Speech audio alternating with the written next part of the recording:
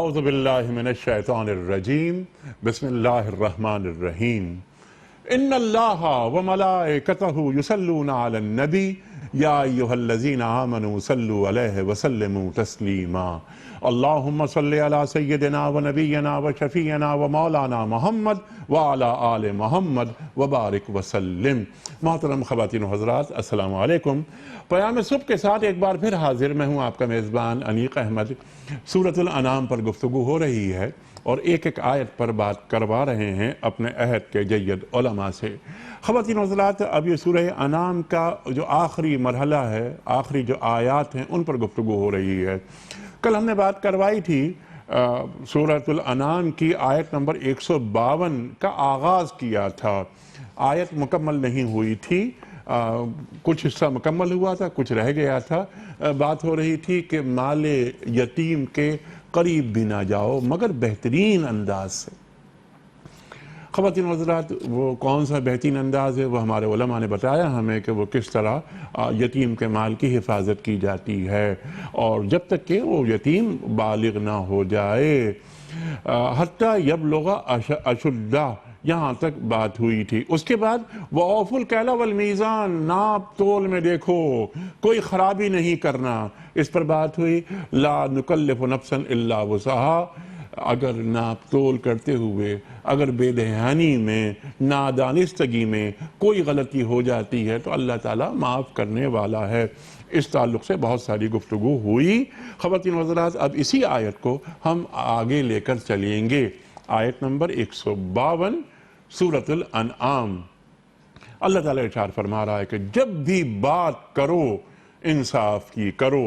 وَإِذَا قُلْتُمْ فَعْدِلُوا وَلَوْ كَانَ ذَا قُرْبَى، وَلَوْ كَانَ ذَا قُرْبَى، خواہ معاملہ تمہارے رشتہ دار ہی کا کیوں نہ ہو، سچ کا ساتھ دینا ہے ہمیشہ۔ اس پر کچھ بات کروائیں گے کہ صرف سچ بول دینا کافی ہے یا زندگی کے ہر معاملے میں سچا رہنا چاہیے آدمی کو۔ ہمارے علماء ہمیں تعلیم کریں گے اس حوالے سے، اور اس کے بعد ہم بات کریں گے وَبِعَهْدِ اللَّهِ أَوْفُوا، اللہ تعالیٰ سے اپنے وعدوں کو پورا کرو۔ اللہ اکبر۔ وَأَوْفُوا بِالْعَهْدِ إِنَّ الْعَهْدَ كَانَ مَسْئُولًا، اس پر بھی بات کروائیں گے۔ کون سے عہد ہم اللہ تعالیٰ سے کرتے ہیں اور کیے ہیں ہم نے؟ أَلَسْتُ بِرَبِّكُمْ، وہاں سے بات شروع کریں گے۔ قَالُوا بَلَىٰ، کلمہ طیبہ ہم نے پڑھا، لا الہ الا اللہ محمد رسول اللہ، کیا یہ بھی کوئی عہد ہے؟ کون کون سے عہد؟ کیا نظر اور جو منتیں ہم کرتے ہیں، قرآن کریم میں اس کا ذکر ہے، کیا ان عہدوں کو بھی پورا کرنا ہے؟ یہ لازم ہے ہم پر۔ اس حوالے سے بات کروائیں گے۔ اور خواتین و حضرات، ذالکم وصاکم بہ لعلکم تذکرون، یہاں کچھ وصاکم، یہاں وصیت کیا ہے؟ یہ اللہ تعالیٰ کی طرف سے۔ پچھلی آیت میں بات ہو رہی تھی، یہاں تذکرون کے حوالے سے بات ہوئی۔ پہلے بات ہوئی آیت یہی، ٹکڑا یہی آیت کا، بس ایک لفظ تبدیل ہوا، تعقلون، یہاں تذکرون، آگے تتقون۔ ان میں کیا ربط ہے آپس میں؟ یہ بھی ہمارے علماء ہمیں بتائیں گے۔ ڈاکٹر محسن نقوی صاحب، خواتین و حضرات، ممتاز عالم دین، سابق ممبر اسلامی نظریاتی کونسل، ممتاز نام ہمارے ملک کا، اور لاہور میں تشریف فرما ہیں محترم ڈاکٹر سرفراز احمد آوان صاحب۔ ڈاکٹر صاحب، بہت شکریہ آپ کا، آپ تشریف لائے پیام صبح میں۔ آج بھی ہم آپ سے بہت سیکھیں گے۔ ڈاکٹر صاحب ہمارے ملک کا بڑا معروف مقبول نام، سب آپ سے واقف۔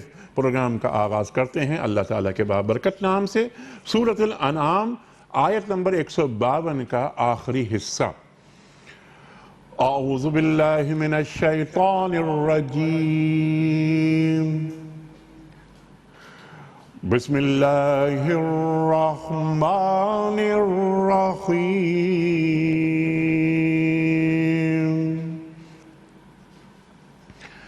وَإِذَا قُلْتُمْ فَاعْدِلُوا وَلَوْ كَانَ ذَا قُرْبَى وَبِعَهْدِ اللَّهِ أَوْفُوا ذَلِكُمْ وَصَّاكُمْ بِهِ لَعَلَّكُمْ تَذَكَّرُونَ۔ صدق اللہ العظیم۔ اور جب بات کہو انصاف کی کہو، خواہ معاملہ اپنے رشتہ دار ہی کا کیوں نہ ہو، اور اللہ کے عہد کو پورا کرو۔ ان باتوں کی ہدایت اللہ نے تمہیں کی ہے، شاید کہ تم نصیحت قبول کرو۔ صدق اللہ العظیم۔ محترم ڈاکٹر سرفراز احمد آبان صاحب کی خدمت میں آج کے پروگرام کے حوالے سے پہلا سوال رکھنے سے قبل کل کے پوچھے گئے سوال کا درست جواب اور آج کا سوال۔ کل کا سوال یہ تھا کہ حضرت ایوب علیہ السلام کی سیرت کا سب سے نمایاں وصف کیا تھا؟ درست جواب صبر۔ آج کا سوال نوٹ فرما لیجئے، صلح حدیبیہ کی کتابت کن صحابی نے کی تھی؟ صلح حدیبیہ کی کتابت کن صحابی نے کی تھی؟ تین آپشنز: حضرت علی مرتضیٰ کرم اللہ وجہہ، حضرت ابوبکر صدیق رضی اللہ تعالی عنہ، یا حضرت عمر فاروق رضی اللہ تعالی عنہ۔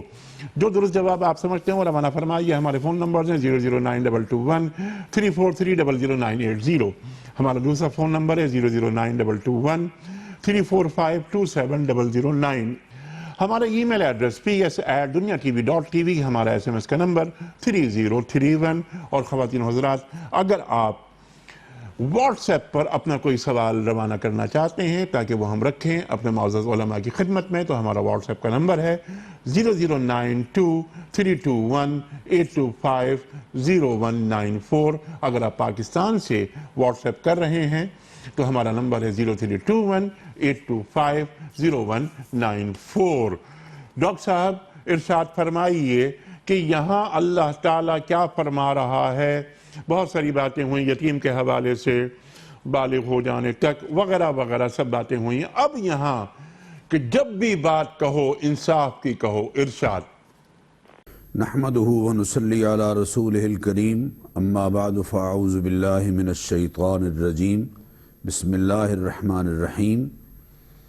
آیہ کریمہ کا جو حصہ آج پڑھا گیا ہے، اس میں اللہ تعالیٰ نے دو باتیں ارشاد فرمائیں۔ پہلی بات بہت بنیادی بات ہے، اور وہ یہ کہ نسلی، نسبی اور قبائلی عصبیت کی بنیاد پر کسی کی حمایت کرنے سے روکا جا رہا ہے، اور یہ بات فرمائی جا رہی ہے کہ سچ اور حق کہنے کے لیے کسی کی محبت اور کوئی رشتہ قطعی طور پر رکاوٹ نہیں بننا چاہیے۔ جو بات درست ہے اور صحیح ہے، وہ چاہے رشتہ داروں کے بلکہ اپنی ذات کے خلاف ہی کیوں نہ جا رہی ہو، اسے ضرور کہا جائے۔ سبحان اللہ۔ بات کے حوالے سے چند ہدایات اللہ تعالیٰ نے قرآن کریم میں بہت واضح دی ہیں، انہیں پیش نظر رکھنا ہم سب کے لیے بہت ضروری ہے۔ پہلی بات جو قرآن کریم میں اللہ تعالیٰ نے ایک سے زائد مقامات پر ارشاد فرمائی، وہ یہ کہ جب بھی کوئی بات کرو تو وہ اچھی اور عمدہ گفتگو ہو اور بہتر بات ہو۔ فرمایا وَقُولُوا لِلنَّاسِ حُسْنًا، لوگوں سے جب بھی تم نے بات کرنی ہے تو اچھے انداز سے تمہاری گفتگو ہونی چاہیے۔ ایک اور جگہ ارشاد فرمایا سورہ بنی اسرائیل میں وَقُلْ لِعِبَادِي يَقُولُ الَّتِي هِيَ أَحْسَنُ، اے حبیب میرے بندوں کو اس بات کا حکم دیجئے کہ جب بھی وہ بات کریں تو بہت عمدہ اور شستہ گفتگو کریں۔ بلکہ نبی کریم علیہ الصلاۃ والتسلیمات نے مومن کی صفات بیان کرتے ہوئے ارشاد فرمایا لیس المؤمن باللعان ولا الطعان ولا الفاحش ولا البذیء، ایک مومن کبھی لعنت کرنے والا اور کبھی طعن کرنے والا اور کبھی بیہودہ گفتگو کرنے والا اور فضول گفتگو کرنے والا نہیں ہوگا، بلکہ ارشاد فرمایا کہ من کان یؤمن باللہ والیوم الآخر فلیقل خیرا او لیصمت، جو اللہ اور آخرت پر ایمان رکھنے والا ہے اسے چاہیے کہ یا تو خیر کی بات زبان سے نکالے ورنہ چپ رہے، خاموشی اختیار کرے۔ دوسری بات جو قرآن کریم میں اللہ تعالیٰ نے بات کے حوالے سے ارشاد فرمائی وہ یہ کہ تمہاری بات ہمیشہ کھری، سچی، خیر خواہی اور ہمدردی پر مبنی ہو۔ یہ بات بھی قرآن کریم میں اللہ نے دو جگہ ارشاد فرمائی، سورہ احزاب میں فرمایا یا ایھا الذین آمنوا، اے ایمان والو، اتقوا اللہ وقولوا قولا سدیدا، اللہ کی ناراضی سے بچتے رہو اور بات ہمیشہ کھری، سچ، حق اور درست کرو اور خیرخواہی اور بھلائی پر مبنی ہو۔ سورہ نساء میں بھی اس بات کو ارشاد فرمایا کہ فَلْيَتَّقُوا اللَّهَ وَلْيَقُولُوا قَوْلًا سَدِيدًا، جب بھی بات کرو تو سچ اور حق پر مبنی ہو۔ اسی طرح ایک اور بات جو قرآن کریم میں اللہ تعالیٰ نے گفتگو کے حوالے سے فرمائی، وہ یہ کہ تمہاری بات اور تمہاری گفتگو جھوٹ سے بالکل محفوظ ہو، بچی ہوئی ہو۔ فرمایا وَاجْتَنِبُوا الرِّجْسَ مِنَ الْأَوْثَانِ وَاجْتَنِبُوا قَوْلَ الزُّورِ، جھوٹ سے اپنے آپ کو بچانا ہے، جھوٹی گفتگو سے اپنے آپ کو بچانا ہے، اس سے پرہیز کرنا ہے۔ اسی طرح ایک اور بات جو قرآن کریم میں اللہ تعالیٰ نے سمجھائی، وہ یہ کہ جب بھی کوئی خیر کی بات کرنا چاہ رہے ہو تو تمہارا لہجہ نرم ہونا چاہیے، اس میں شستگی ہو، عمدگی ہو، اور فرمایا شستہ لہجہ ہو، صاف ستھرا لہجہ ہو۔ فرمایا فَقُولَا لَهُ قَوْلًا لَيِّنًا، حضرت موسیٰ اور حضرت ہارون علیہ السلام کو بھیجا جا رہا ہے اور ان سے کہا جا رہا ہے کہ جہاں تم جا رہے ہو تم نے بات نرم لہجے میں کرنی ہے، بڑے شستہ لہجے میں کرنی ہے۔ اسی طرح ایک اور جگہ قرآن کریم میں اللہ تعالیٰ نے ارشاد فرمایا کہ اگر کسی مصیبت زدہ سے تم بات کر رہے ہو تو تمہاری بات میں شفقت کا لہجہ موجود ہو۔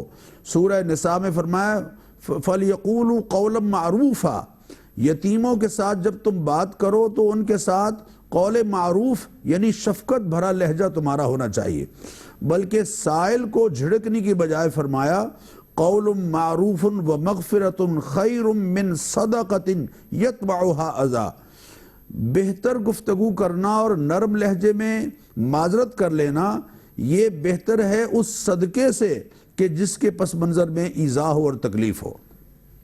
جہاں تک اس آیت میں خاص طور پر گواہی کے حوالے سے ارشاد فرمایا گیا ہے وہ یہ کہ جب بھی تمہیں بات کرنی پڑے تو سچ کو سچ اور جھوٹ کو جھوٹ ضرور کہو، چاہے تمہارے سامنے تمہاری اپنی ذات ہی کیوں نہ ہو یا تمہارے رشتہ دار ہی کیوں نہ ہو۔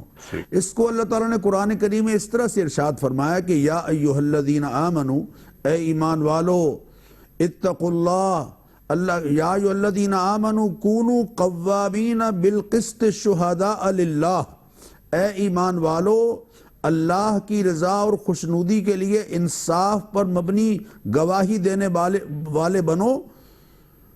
کونوا قوامین بالقسط شہداء للہ ولو علی انفسکم او الوالدین والاقربین، وہ گواہی چاہے تمہاری اپنی ذات کے خلاف ہی کیوں نہ جا رہی ہو، والدین کے خلاف کیوں نہ جا رہی ہو، رشتہ داروں کے خلاف کیوں نہ جا رہی ہو۔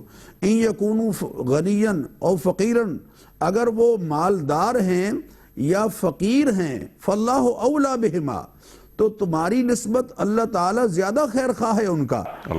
اور وَإِن تَلْوُوا أَوْ تُعْرِضُوا فَإِنَّ اللَّهَ كَانَ بِمَا تَعْمَلُونَ خَبِيرًا، اگر بات کو لگی لپٹی رکھ کے اور زبان کو موڑ کے ان کی رعایت کرتے ہوئے تم بات کرو گے اور غلط عصبیت پر مبنی ان کی حمایت کرو گے تو پھر یقیناً اللہ تعالیٰ تمہارے عمل سے پوری طرح باخبر ہے۔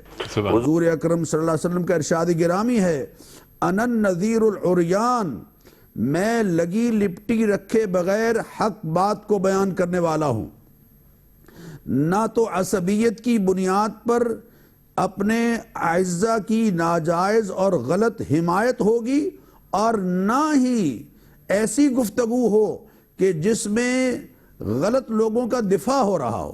لا تجادل عن الذین یختانون انفسہم، اے حبیب آپ لوگوں کو یہ بات بتا دیجئے کہ جو کرپٹ لوگ ہیں، خیانت کرنے والے ہیں، معاشرے سے بدتینتی اور دھوکہ اور مالی اور دوسرے حوالوں سے ان کے ساتھ زیادتیاں کر رہے ہیں، ان کے آپ وکیل نہیں بنیں گے۔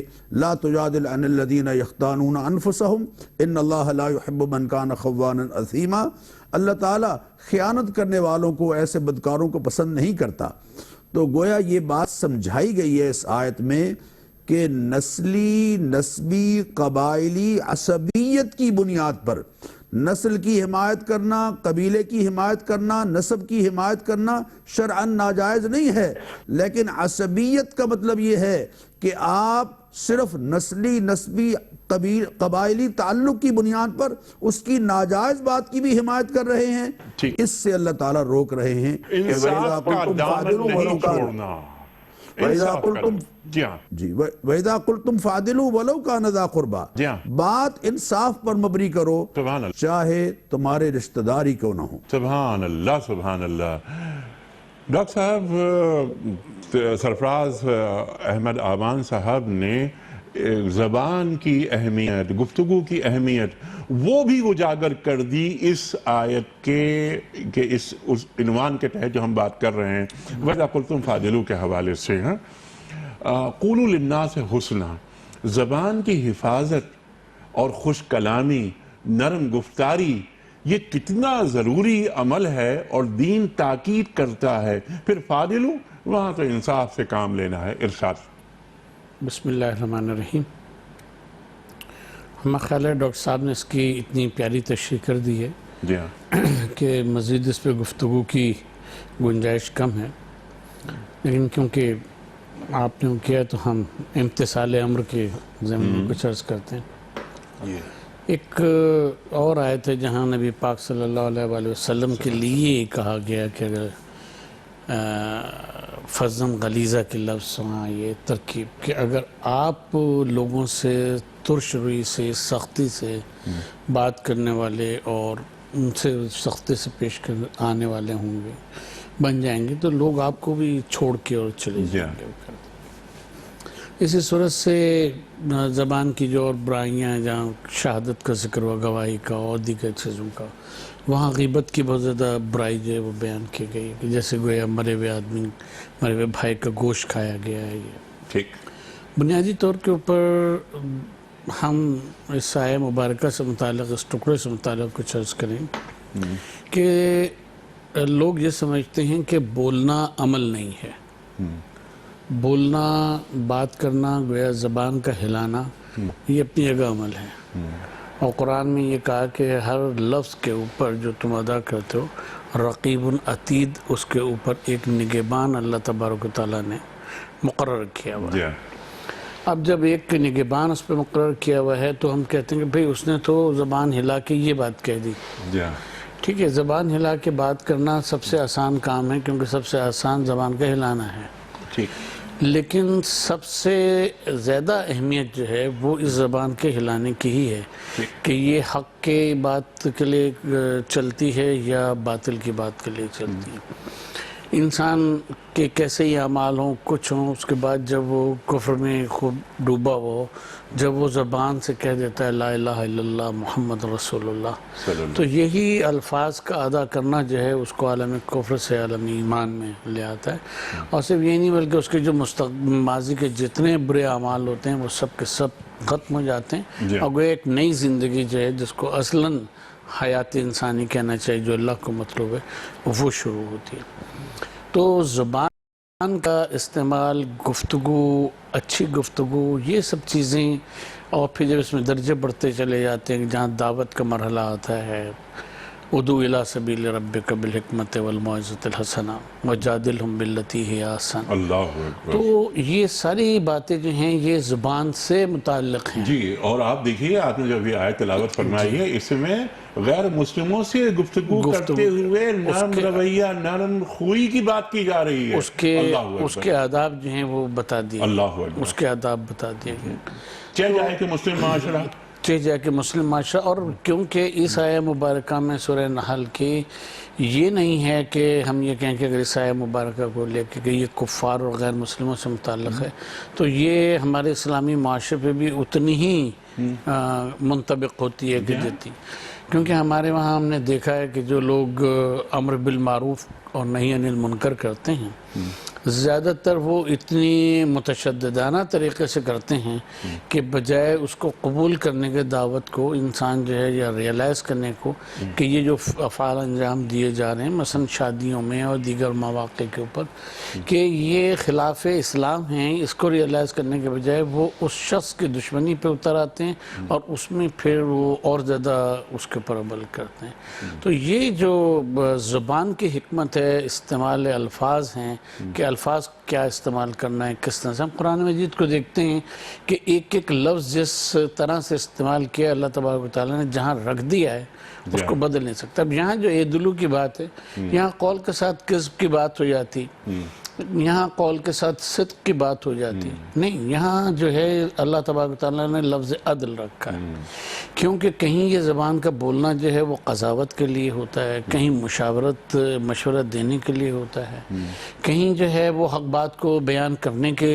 لیے ہے، کہیں تو یہ ساری چیزیں کہ جہاں جن مواقع پہ آپ کو عدل کرنا ہے ان تمام مواقع کا اظہار جو ہے وہ اس عدل کے ساتھ زبان سے بھی ہونا چاہیے، صرف عمل سے نہیں ہے، صرف اس سے نہیں ہونا چاہیے۔ تو اس میں جو عدل اور ذی قربہ کی بات کی گئی تو یہاں علا نہیں آیا ہے گو کہ صلہ کے طور کے اوپر، لیکن یہ بالکل طے شدہ بات ہے کہ اگر جیسا قرآن مجید ہمیں بتاتا ہے، حدیث نبی کریم صلی اللہ علیہ وسلم اور سرفراز اعوان صاحب نے بہت ہی تفصیل سے اس کو بیان کیا کہ اصل چیز یہ ہے کہ انسان کے عمل میں یا قول میں گرہ اس وقت پڑتی ہے اور وہ غلطی کی طرف اس وقت جاتا ہے جہاں اس کو مختلف جو نسبتیں، مناسبتیں، دوستیاں اور رشتہ داریاں، ہم قبیلہ ہونا یہ ہونا، وہ وہاں آگے آ جاتا ہے، تو پھر وہ وہاں سے کہتے ہیں کہ اچھا اس بات کو میں اس طرح سے کہوں کہ اس کا بھی دل نہ ٹوٹے اور میں بات بھی کر لوں، یا میں اپنی مرضی کا سچ گھڑ لوں۔ آپ نے بات کی برادری کی، اپنے لوگوں کی۔ ڈاکٹر صاحب، جو ہمارے ٹاک شوز ہوتے ہیں، میڈیا میں جو کا کردار ہے، اس آیت کے حوالے سے ہم بات کروانا چاہ رہے ہیں آپ دونوں حضرات سے۔ وہاں مجھے معلوم ہے کہ میرا تعلق ایک سیاسی جماعت سے ہے، مجھے معلوم ہے کہ میری سیاسی جماعت جس کا سے میں متعلق ہوں اس سے یہ غلطی ہو گئی ہے، لیکن میں ٹاک شو میں بیٹھ کر اپنی پارٹی کو ڈیفینڈ کروں گا جانتے بوجھتے کہ یہ کام غلط ہے۔ کیا ہمارا میڈیا اس انداز میں نہیں چل رہا؟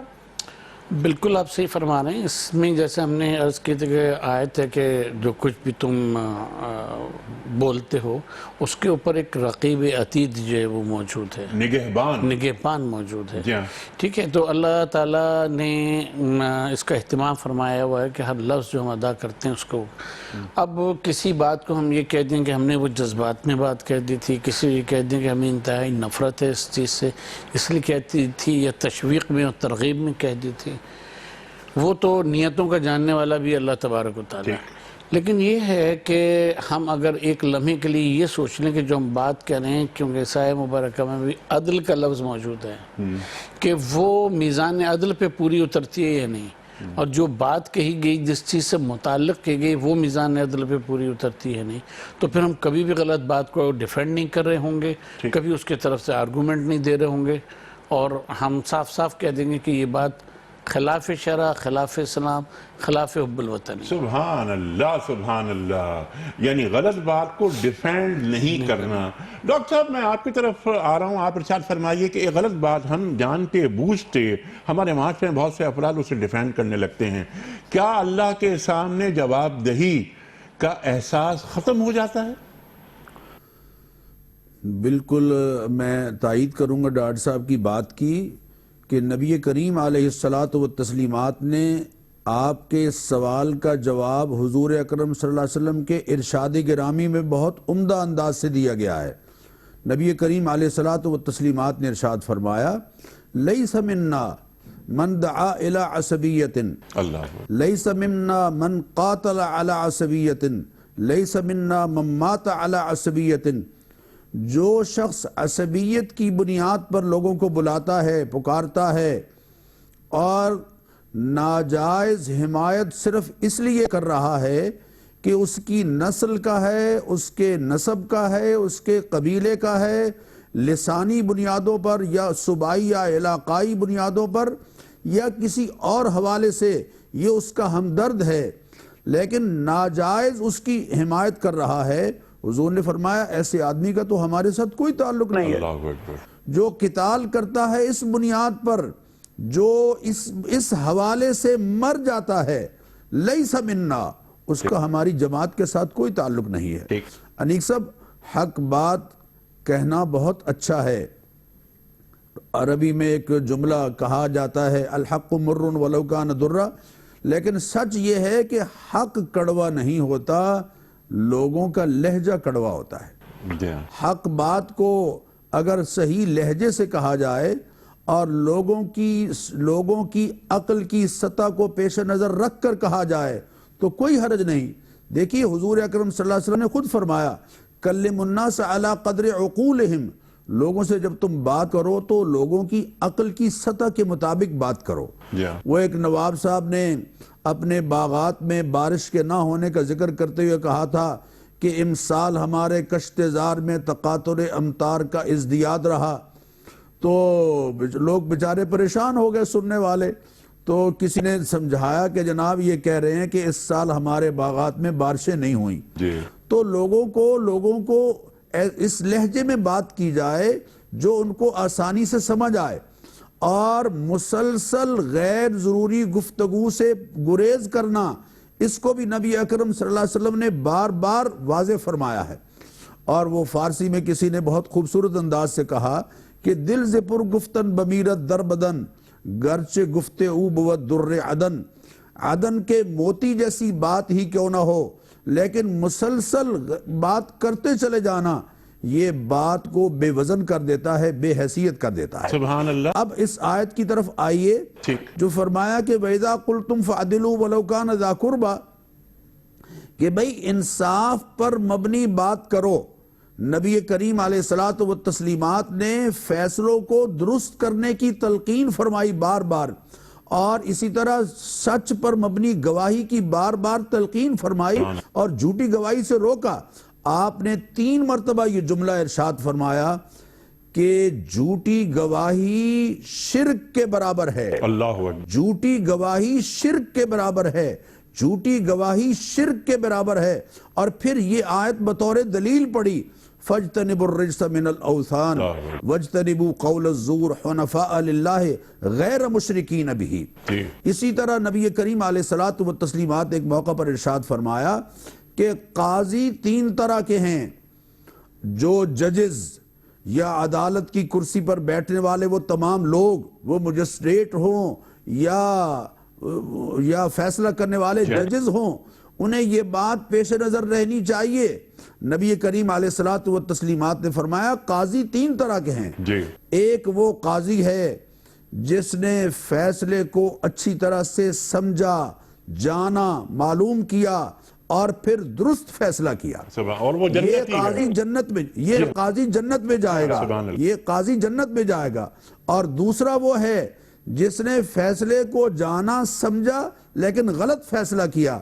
اور تیسرا وہ ہے کہ جس نے جانا ہی نہیں، انجانے میں، لا علمی میں، بغیر کسی تحقیق کے اور ریسرچ کے اور غور کے اور سمجھ کے اور تدبر اور تفکر کے فیصلہ کر دیا، یہ دونوں قاضی حضور نے فرمایا جہنم میں جائیں گے۔ تو اس لیے میں عرض کروں کہ سچی گواہی اور سچ پر مبنی فیصلہ اس آیہ کریمہ میں ہمیں سمجھایا جا رہا ہے۔ حضور اکرم صلی اللہ علیہ وسلم نے فرمایا کچھ لوگ اللہ کے عرش کے سائے تلے ہوں گے، جس دن اللہ کے عرش کے سائے کے سوا کوئی سایہ نہیں ہوگا۔ ان میں سے پہلا وہ ہے جو سچ پر مبنی فیصلہ کرنے والا ہے۔ سبحان اللہ، سبحان اللہ۔ اور اس میں جو عادل حکمران، اس کا جو مقام، مرتبہ، وہ اللہ کے رسول صلی اللہ علیہ وسلم کتنا بلند بیان فرما رہے ہیں۔ یہاں یہ آپ فرمائیے، آپ فرمائیے۔ ایک بات ہم عرض کرنا جی فرمائیے ڈاکٹر صاحب کی بات سے جوڑتے ہوئے، حضرت علی علیہ السلام ایک دفعہ تشریف لے جا رہے ہیں، ایک صاحب کا تعارف کروایا گیا کہ یہ قاضی بنائے گئے ہیں۔ جی۔ ان کا تم قاضی بنائے گئے ہو؟ کہا ہاں میں قاضی بنائے گئے ہوں۔ کہا یہ بتاؤ کہ تم قرآن مجید کے ناسخ و منسوخ کو جانتے ہو؟ اللہ اکبر۔ کہا کہ نہیں وہ تو میں نہیں جانتا۔ یہ جانتے ہو کہ کون سی آیت کہاں اتری، کن حالات میں اتری، کس کے اوپر اتری، کس سے متعلق اتری؟ کہا کہ میں یہ بھی نہیں جانتا۔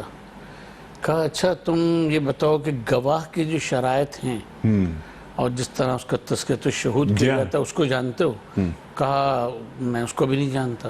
تو آپ نے اسی لمحے اس کو معطل کر دیا اور کہا کہ یہ آئندہ میں نہ سنوں کہ ایسا کوئی شخص جو ہے وہ قاضی بنائے۔ اللہ اکبر، اللہ اکبر۔ اور جو ڈاکٹر صاحب نے جو بات بیان فرما دی، بلکہ حدیث رسول مقبول صلی اللہ علیہ وآلہ وسلم کہ ایک آدمی نے تو جانتے بوجھتے غلط فیصلہ دے دیا، وہ تو ہے ہی جہنمی، لیکن ایک آدمی لا علمی پر مبنی فیصلہ دیتا ہے، قاضی، ایک آدمی سے مراد قاضی، مجسٹریٹ، جج، دوسری بات اس نے تحقیق نہیں کی، تحقیق ہی نہیں کی، فیصلہ دے دیا اپنی جہالت کی بنیاد پر، وہ جج جہنمی ہے۔ یہ فرما رہے ہیں وجہ وجود کائنات محمد مصطفیٰ احمد مصطفیٰ صلی اللہ علیہ وآلہ اور وسلم۔ اس کی تشریح یوں ہوئی کہ اگر وہ ناسخ و منسوخ کو نہیں جانتا، شان نزول کو نہیں جانتا، مواقع کو نہیں جانتا، تو وہ کم از کم اسلامی قاضی تو بنی نہیں سکتا۔ جی اچھا، اس بات کو ذرا سا ہم آسان کر لیتے ہیں، ناسخ و منسوخ کی بات، کہ نیا اللہ تعالیٰ کا نیا حکم وہ اس تعلق سے کیا فرما رہا ہے۔ یہ بالکل ایسی بات ہے کہ اسٹینڈنگ آرڈر جو آتے ہیں حکومت پاکستان کے، کہ تازہ آرڈر کیا ہے، تازہ آرڈر نے پچھلے آرڈر کو منسوخ کر دیا۔ تو ناسخ و منسوخ کے معاملات کو جانتا ہو وہ آدمی، اور اس کے بغیر وہ کیسے منصف کے مرتبے پر، منصب پر آگے بیٹھ جاتا ہے وہ؟ بالکل۔ اللہ اکبر۔ آگے چلتے ہیں کیونکہ یہ بہت اگلا حصہ، وَبِعَهْدِ اللَّهِ أَوْفُوا، اللہ اکبر، اور اللہ سے کیے گئے عہد کو پورا کرو۔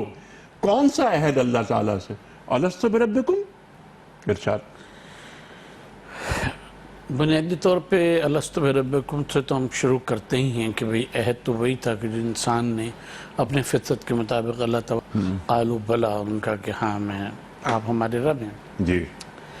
لیکن ایک عہد وہ ہے کہ جس کے حوالے سے قرآن مجید نے حضرت آدم علیہ السلام کے لیے بھی کہا، بنی آدم کے لیے بھی کہا، وہ یہ کہا کہ الستُ الم احدکم یا بنی آدم لا تعبدوا الشیطان انہ لکم عدو مبین۔ اللہ تم سے ہم نے عہد ہی یہ لیا تھا کہ تم کبھی شیطان کی عبادت، ترجمہ ہم نہیں کریں گے، شیطانی افعال اور افکار کی پیروی نہیں کرو گے۔ جی ہاں، ٹھیک ہے، کیونکہ یہی عبادت ہوتی ہے بنیادی طور کے اوپر۔ یا یہ کہ جو یہاں پر عبادت کی بات ہے کہ شیطان کے افکار کی غلامی نہیں کرو گے۔ اب تو غلام ہوتا ہے اس میں۔ وَلَا تَتَّبِعُوا خُطُوَاتِ الشَّيْطَانِ، اللہ اکبر۔ اس کے نقش قدم کی پیروی نہیں کرو جی گے۔ ہاں۔ تو یہ ایک دیا، اور اس کے ساتھ یہ کہا کہ اگر تم عقل سے، بصیرت سے کام لو تو انہ لکم عدو مبین، اللہ وہ تمہارا کھلا دشمن ہے۔ جی ہاں، یعنی اللہ تبارک و تعالیٰ فرما یہ رہے ہیں کہ ہم نے تم سے یہ عہد لیا ہے اور تم اس عہد کے پابند ہو، اور غور کرو کہ اللہ کے احکام کو چھوڑ کر شیطانی ان کی طرف جو تم جاتے ہو، یعنی جو اللہ نے حکم نہیں دیا، اس کے رسول نے حکم نہیں دیا، تو وہ پھر حکم شیطان ہے۔ جب اس کی طرف تم جاتے ہو تو غور کرو تو اس میں تمہاری فلاح نہیں ہے، کیونکہ عدو مبین جو ہے وہ کبھی تمہیں فلاح کی راہ نہیں دکھا جی سکتا، ہاں، وہ ہمیشہ تمہیں نقصان کی اور گھاٹے کی راہ دکھائے گا۔ جی ہاں، تو یہ ایک بہت بڑا عہد ہے۔ اگر پچھلی آیات سے اور اس کے اگلی جو آیت ہے اس سے جوڑیں تو اس میں 10 احکام بیان کیے گئے ہیں، جی ہاں، اور ہر ایک میں یہ ہے کہ ہم نے تم کو وصیت اسی کی تھی، لعلکم تذکرون، لعلکم تتقون۔ پہلی آیت میں کہا لعلکم تعقلون، کہ یہ جو وصیت ہے جس کو سورہ شورى میں کی 13ویں آیت میں کہا گیا کہ ابراہیم نوح کو ہم نے وصیت کی، اور جو تم پر ہم نے نازل کیا تمہیں وصیت کی۔ پھر انبیاء کا ایک سلسلہ ہے کہ جو حضرت ابراہیم علیہ السلام سے شروع ہوتا جی ہے، ہاں، سب کی وصیت کی بات کی۔ تو یعنی یہ دین الہی اور اس کے احکام کی بات ہے، جی کہ جو بالکل شروع سے جب سے آدم کو پہلا متنفس جو اس دنیا پہ آیا جی، تو وہ نبی بنا کے بھیجا گیا، بغیر ہدایت کے نہیں بھیجا گیا۔ ٹھیک ہے۔ اور ڈاکٹر صاحب آپ ہی بات کو آگے بڑھاتے ہوئے ایک بات ذہن میں آتی ہے کہ جتنے انبیاء آئے، تشریف لائے، اور جو احکامات خداوندی متعارف کرواتے رہے ان میں کہیں بھی اختلاف نہیں ہے. شرائع میں اختلاف ہو سکتا ہے بالکل، کیونکہ وہ شرائع جو ہیں وہ زمانے اور حالات اور اقوام سے متعلق ہیں. جی لیکن جو بنیادی تعلیمات ہیں وہ سب کی ایک ہے. اگر ہم انہی 10 آیات کو لیں، انہی 10 احکام کو لیں جی تو ہم عرض کریں کہ بائبل میں کتاب الخروج کا 30واں باب، ٹھیک ہے، اگر آپ اٹھا کے پڑھیں تو آپ کو پتہ لگے گا کہ جو سابقہ شریعت ہے، شریعت موسیٰ جس کو کہا جاتا ہے، 10 کمانڈمنٹس، اور یہ آیت جو ہم 30واں باب کریں اس میں آپ دیکھیں تو آپ کو یہ تمام چیزیں جو ہیں وہ مل جائیں گی. تو تذکرون کی جہاں بات کی گئی ہے اس میں ایک پہلو یہ بھی ہے کہ تم اگر اہل کتاب سے مسلمان ہوئے ہو، تم اسلام کے اوپر آئے ہو تو تمہیں وہ احکام یاد ہوں گے، ان کو بھی یاد کرو اور اس وصیت اور اس نصیحت کو بھی یاد کرو کہ یہ وہی بنیادی احکام ہیں کہ جس کے اوپر عقائد کی اور معاشرے کی تعمیر ہوتی ہے، معاشرے کی بنت ہوتی ہے. ڈاکٹر صاحب وَأَوْفُوا بِالْعَهْدِ إِنَّ الْعَهْدَ كَانَ مَسْئُولًا، اس حوالے سے بھی کچھ بات ہم کرتے ہیں. اور یہ بھی آپ ہمیں بتائیے، تعلیم کیجئے ہمیں کہ اللہ تعالیٰ یہ فرما رہا ہے کہ اپنے عہدوں کو پورا کرو.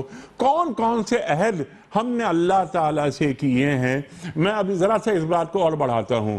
ہم نے الستو بربکم کی بات فرمائی، ڈاکٹر صاحب نے قالوا بلا کی بات فرمائی. ہم لا الہ الا اللہ محمد رسول اللہ جب ہم پڑھتے ہیں ہم ایک عہد میں آ جاتے ہیں، ایک بائنڈنگ میں آ جاتے ہیں. ہم روزانہ 5 مرتبہ آذان کی آواز سنتے ہیں. جب ہم کہتے ہیں کہ اشہد ان لا الہ الا اللہ، اشہد ان محمد رسول اللہ، تو کیا ہم کسی عہد میں داخل ہو جاتے ہیں؟ ارشاد.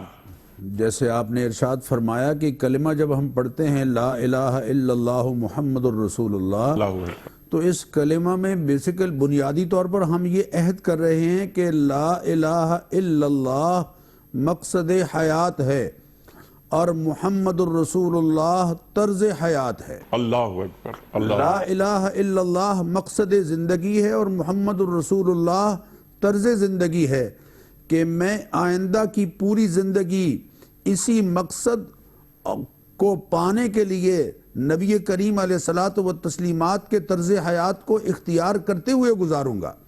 اور یہ بات اللہ تعالیٰ نے قرآن کریم میں کئی جگہ ارشاد فرمائی ہے.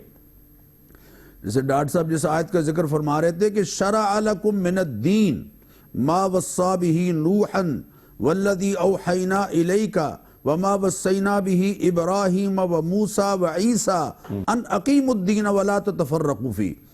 ہم نے نوح علیہ السلام سے لے کر حضرت ابراہیم، حضرت موسیٰ، حضرت عیسیٰ اور خود اے حبیب کریم آپ سے یہ عہد لیا ہے کہ آپ نے دین کی بالادستی کے لیے کام کرنا ہے، محنت کرنی ہے اور کبھی بھی لوگوں کو ٹکڑیوں میں اور گروہوں میں تقسیم نہیں ہونے دینا ہے. سبحان اللہ. اسی طرح فرمایا وَإِذْ أَخَذْنَا مِنَ النَّبِيِّينَ مِيثَاقَهُمْ وَمِنْكَ وَمِنْ نُوحٍ وَإِبْرَاهِيمَ وَعِيسَى ابْنِ مَرْيَمَ وَأَخَذْنَا مِنْهُمْ مِيثَاقًا غَلِيظًا. ہم نے پختہ عہد لیا کہ لوگوں کو یہ سمجھانا ہے کہ اللہ نے جو تمہیں تخلیق کیا اور پیدا فرمایا اور تمہارے لیے نعمتیں اس کائنات میں بکھیر دی ہیں، اس تخلیق کے شاہکار کے طور پر، اللہ کی تخلیقی قدرتوں کے شاہکار کے طور پر اس کی نعمتوں سے مستفید ہوتے ہوئے اس کی ربوبیت کا اس طرح سے اقرار کرنا ہے کہ اس پر ایمان لانا ہے، اس کی اطاعت و فرما برداری اختیار کرنی ہے اور انبیاء علیہم الصلاۃ والتسلیمات کے سلسلے کے ذریعے جو اللہ نے راہ نجات کی متعین کر دی ہے اس کو اختیار کرنا ہے. یہ عہد ہے جو ہم کلمہ کے ذریعے نبی کریم علیہ الصلاۃ والتسلیمات کی فرما برداری کا اور اللہ کی بڑائی اور کبریائی کا کر رہے ہیں. اسی طرح انسانوں کے درمیان عہد کا اللہ تعالیٰ نے ذکر کرتے ہوئے فرمایا وَأَوْفُوا بِعَهْدِ اللَّهِ، اس کو بھی اللہ نے عہد اللہ کہا. وَأَوْفُوا بِعَهْدِ اللَّهِ إِذَا عَاهَدتُّمْ وَلَا تَنْقُضُوا الْأَيْمَانَ بَعْدَ تَوْكِيدِهَا وَقَدْ جَعَلْتُمُ اللَّهَ عَلَيْكُمْ كَفِيلًا. جب قسموں کے ذریعے سے تم ایک دوسرے کے ساتھ عہد کرتے ہو اور قسموں کے ذریعے سے اللہ کی ذات عالی کو درمیان میں کفیل بنا کر، اللہ کی ذات عالی کو درمیان میں لا کر، اللہ کا نام درمیان میں لا کر تم ایک دوسرے کے ساتھ عہد کرتے ہو تو خبردار ایسے وعدوں کو تم مت توڑو، اس لیے کہ اللہ کے نام کے ساتھ جو تم عہد کرتے ہو اگر تم توڑو گے تو تم اللہ کے نام کی توہین کر رہے ہو، اللہ کے نام کی بے قدری اور بے حرمتی کر رہے ہو۔ اسی طرح وہ معاہدے جو افراد آپس میں کرتے ہیں معاملات کے حوالے سے، تجارت کے حوالے سے، نکاح کی صورت میں، معاشرت کے بہت سے حوالوں سے، کرایہ داری کے حوالے سے، اجرت کے حوالے سے، اجارے کے حوالے سے، یہ تمام تر معاہدے ان کے بارے میں اللہ تعالیٰ نے ارشاد فرمایا یا ایھا الذین آمنوا اوفوا بالعقود، جو تم گرہ دے کر بات کو پختہ کر لیتے ہو اس کو پورا کرنا ہے تم نے، اس لیے کہ بنی اسرائیل پر جو لعنت پڑی ہے اس لعنت کا ایک سبب اللہ نے قرآن کریم میں ارشاد فرمایا فَبِمَا نَقْضِهِمْ مِيثَاقَهُمْ لَعَنَّاهُمْ، جب انہوں نے ہمارے پختہ عہد کو توڑا تو ہم نے ان پر لعنت کی، وَجَعَلْنَا قُلُوبَهُمْ قَاسِيَةً، اور ان کے دلوں کو سخت کر دیا۔ تو عہد کا توڑنا یہ دلوں کو سخت کر دیتا ہے، عہد کا توڑنا اللہ کے نام کی بے حرمتی اور بے قدری کی وجہ سے اللہ کے ہاں سے رحمت سے دوری کا سبب بنتا ہے، اس لیے فرمایا وَبِعَهْدِ اللَّهِ أَوْفُوا، اللہ کے وعدوں کو تم پورا کرو، ذَلِكُمْ وَصَّاكُمْ بِهِ، اسی کی اللہ وصیت کا معنی ہے تاکیدی حکم، ایک ہے ایک نارمل حکم، ایک ہے تاکیدی آرڈر، یہ تاکیدی حکم ہے جو اللہ کی طرف سے تمہیں جاری ہوا۔ پہلے کہا سمجھ بوجھ لو اچھی طرح سے، اب سمجھ کے بعد اس سے نصیحت حاصل کرو، اور نصیحت کے بعد پھر تم نے آئندہ تتقون بچنا ہے اس کی نافرمانی سے اور بچتے رہنا ہے۔ سبحان اللہ سبحان اللہ، تعقلون، تذکرون اور پھر تتقون، تیسری منزل تتقون کی ہے، تقوی کا حصول۔ یہاں پر ڈاکٹر صاحب میں 2-3 باتیں میں چاہ رہا ہوں ذرا سی گفتگو اس پر مزید ہو۔ میں نے سوال یہ رکھا تھا کہ کچھ عہد ہم کرتے ہیں اللہ تعالیٰ سے، عام طور پہ ہم بات کریں لوگوں سے پوچھیں سوسائٹی میں تو معلوم یہ ہوا جو ڈاکٹر صاحب بات فرماتے ہیں کہ میں جو وعدے کروں انسانوں سے تو انہیں حقوق العباد میں ادا کر رہا ہوں، حقوق العباد تو مجھے ادا کرنے ہی کرنے ہیں، اس کے ساتھ ساتھ مجھے کچھ حقوق اللہ بھی ہیں، اللہ کے مجھ پر حقوق ہیں، وہ کیا ہیں، وہ عہد کیا ہیں، اس جانب کچھ اشارہ فرمائیے۔ میں کہاں کہاں اللہ تعالیٰ کے حقوق کو ادا کرنے کا پابند ہوں، ارشاد۔ یہ بہت ہی اہم بات آپ نے فرمائی ہے۔ اس سے پہلے ہم ڈاکٹر صاحب کی بات کو آگے بڑھاتے ہیں، ارشاد۔ ہم آپ جانتے ہیں اگر سیرت کا مطالعہ ہے جن مسلمانوں کا کہ صلح حدیبیہ کے وقت اس میں یہ شرط رکھی گئی تھی کہ اگر کوئی مسلمان مکے سے مدینے آ گیا تو اس کو واپس کر دیا جائے گا، اور اگر ہمارا کوئی آدمی ادھر چلا جائے گا تو اسے واپس نہیں کیا جائے گا۔ اور عین اس وقت جب کہ یہ صلح نامہ لکھا جا رہا تھا، یہ عہد نامہ لکھا جا رہا تھا، اس وقت حضرت ابو جندل جو ہیں وہ تشریف لے آتے ہیں اور دعائی دی جاتی ہے، وہ کہا جاتا ہے کہ اتنی مصیبتیں سہتے ہوئے سب کچھ کرتے ہوئے اب ادھر آگئے، اب ان کو رکھ لیا جائے ادھر۔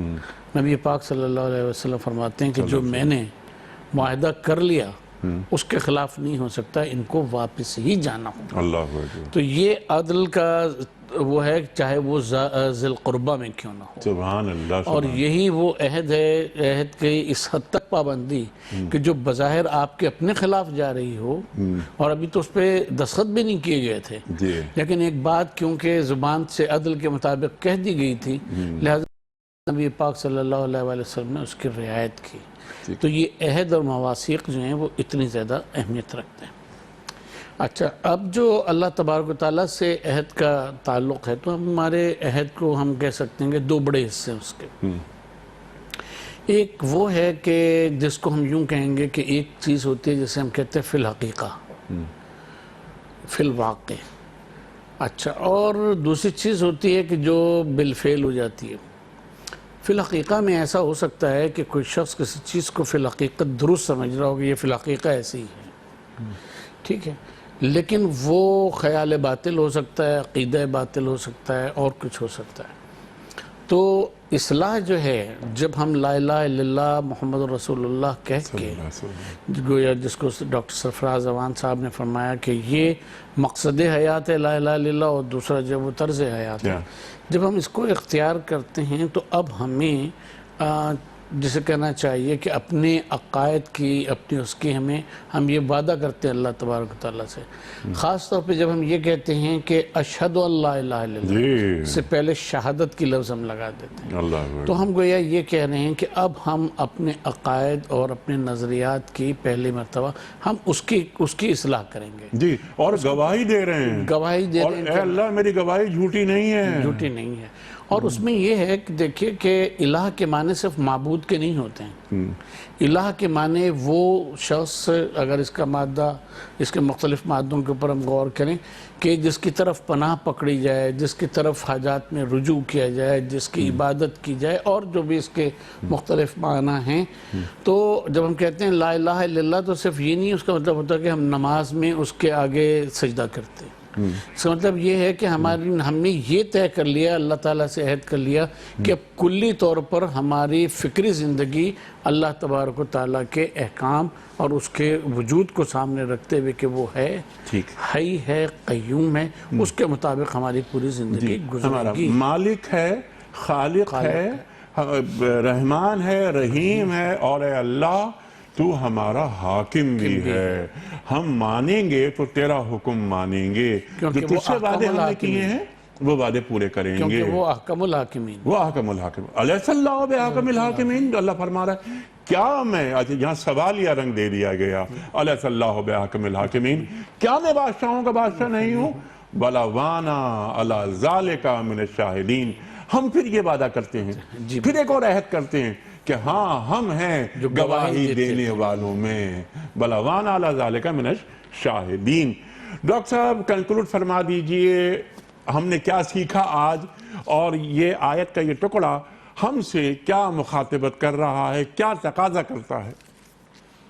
جی بالکل، پہلا تقاضا تو یہ ہے کہ کسی کی محبت اور کسی کا رشتہ انصاف کی بالادستی میں قطعی طور پر رکاوٹ نہیں بننا چاہیے، اور دوسری بات جو ان آیات میں اس آیہ کریمہ کے اس حصے میں، آخری حصے میں سمجھ آئی، وہ علامہ مرحوم نے کہا کہ چمے گویم مسلمانم بلرزم کہ دانم مشکلات لا الہ را، جب میں لا الہ الا اللہ پڑھتا ہوں اور اپنے آپ کو مسلمان کہتا ہوں تو میں لرز کے رہ جاتا ہوں، اس لیے کہ اس کلمہ کے پڑھنے کے بعد اب میری مرضی نہیں چلے گی بلکہ اللہ اور اس کے رسول صلی اللہ علیہ وسلم کی مرضی چلے گی۔ یا ایہا الذین آمنوا، اے ایمان والو، اطیعوا اللہ و رسولہ، اللہ اور اس کے رسول کا کہا مانو، ولا تبطلوا اعمالکم، اپنے اعمال کو برباد نہ کر دینا۔ اپنے اعمال کو برباد کرنا اس وقت ہوتا ہے جب ہم اپنی منشا اس میں داخل کر رہے ہوں، اپنی رضا اور خوشنودی داخل کر رہے ہوں۔ جب تک اللہ اور اس کی رضا، اللہ اور اس کے حبیب کی رضا اور خوشنودی داخل رہے گی اعمال میں، وہ اعمال یقیناً قابل قبول ہوں گے، اور جب ریاکاری اور نام و نمود اور دوسری تمام چیزیں داخل ہو جائیں گی تو اعمال باطل ہو کر رہ جائیں گے۔ تو گویا اس آیت کے اس ٹکڑے میں دو باتیں جو سمجھائی گئیں وہ یہ کہ انبیاء کی تشریف آوری اس زمین پر عدل کا قیام بڑا مقصد تھا۔ لَقَدْ أَرْسَلْنَا رُسُلَنَا بِالْبَيِّنَاتِ وَأَنزَلْنَا مَعَهُمُ الْكِتَابَ وَالْمِيزَانَ لِيَقُومَ النَّاسُ بِالْقِسْطِ، ہم نے رسول اسی لیے بھیجے ہیں تاکہ دنیا میں انسان انصاف کے ماحول میں رہیں۔ وَأُمِرْتُ لِأَعْدِلَ بَيْنَكُمْ، مجھے حکم دیا گیا ہے کہ میں زمین کو عدل سے بھر دوں۔ لا یجرمنکم شنآن قوم علی اللہ تعدلوا، کسی قوم کی دشمنی تمہیں اس بات پر آمادہ نہ کرے کہ تم انصاف چھوڑ دو۔ اعدلوا هو اقرب للتقوی، دشمن بھی کیوں نہ ہو لیکن تم نے انصاف ہی کرنا ہے اور اللہ کے عہد کو پورا کرنا ہے جو کلمہ کے ذریعے اور شہادت کے کلمے کے ذریعے ہم بار بار اپنے اللہ سے کرتے ہیں۔ سبحان اللہ، شہادت کے کلمے کے ذریعے ہم بار بار اللہ تعالیٰ سے یہ عہد، تجدید عہد کرتے رہتے ہیں۔ اور ڈاکٹر صاحب آپ نے ایک بات اور بہت اچھی فرمائی تھی پچھلے چنک میں، کہ اگر ہم وعدہ شکنی کریں، وعدہ خلافی کریں تو کیا ہوتا ہے کہ دل سخت ہو جاتے ہیں، اور جب دل سخت ہو جاتے ہیں تو ہم اللہ تعالیٰ کی رحمت سے دور ہو جاتے ہیں۔ خواتین و حضرات، یہ ہمارے معزز علماء نے ہمیں آج تاکید کیا، تعلیم کیا، اور یہ اللہ تعالیٰ کی وصیت جو ڈاکٹر نے فرمایا کہ وصیت کے معنی ہی تاکیدی حکم کے ہیں۔ پہلے بات ہوئی کہ عقل کو استعمال کرو، عقل کو استعمال کر لیا جائے، اس کے بعد کیا کرو کہ اس پر عمل کرو۔ لعلکم تذکرون کی بات ہوئی ہے کہ نصیحت کو پکڑ لو۔ منزل کیا ہے؟ منزل یہ ہے کہ صراط مستقیم پر چلتے ہوئے وَأَنَّ هَذَا صِرَاطِي مُسْتَقِيمًا فَاتَّبِعُوهُ، صراط مستقیم، اور صرف صراط مستقیم ہی نہیں بلکہ فَاتَّبِعُوهُ، اس کی اتباع کرنی ہے۔ قُلْ إِن كُنتُمْ تُحِبُّونَ اللَّهَ فَاتَّبِعُونِي يُحْبِبْكُمُ اللَّهُ، مقصد حیات اور طرز حیات۔ ڈاکٹر صاحب سبحان اللہ، سبحان اللہ، آپ نے کتنا اہم نکتہ عطا فرمایا۔ منزل کیا ہے کہ متقی بننا ہے۔ یہ اگلی آیت میں انشاءاللہ تعالیٰ کل ہم بات کروائیں گے اپنے معزز علماء سے۔ بڑا شکر گزار آپ کا محسن نقوی صاحب، سرفراز احمد امان صاحب، آپ کا بڑا شکریہ، آپ دونوں حضرات تشریف لائے۔ وقت خواتین حضرات مکمل ہوا۔ کل کا سوال یہ تھا کہ حضرت ایوب علیہ السلام کی سیرت کا سب سے نمایاں وصف کیا تھا؟ درست جواب صبر۔ آج کا سوال نوٹ فرما لیجئے، صلح حدیبیہ کی کتابت کن صحابی نے کی تھی؟ 3 آپشنز، حضرت علی مرتضی کرم اللہ وجہہ، یا حضرت ابوبکر صدیق رضی اللہ تعالی عنہ، یا حضرت عمر فاروق رضی اللہ تعالی عنہ۔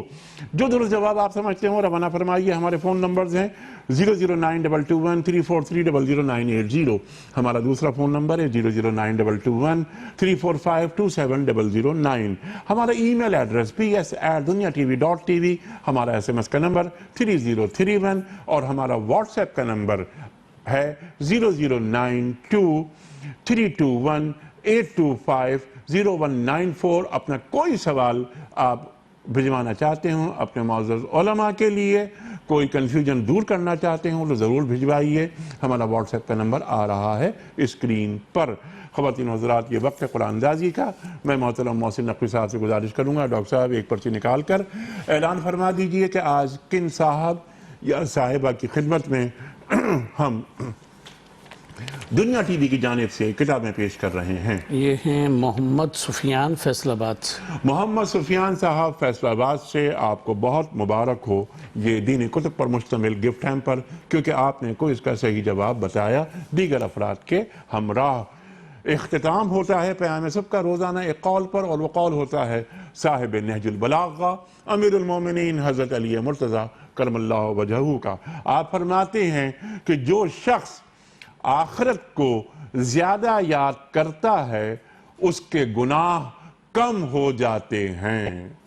جو شخص آخرت کو زیادہ یاد کرتا ہے اس کے گناہ کم ہو جاتے ہیں۔ سبحان اللہ، سبحان اللہ۔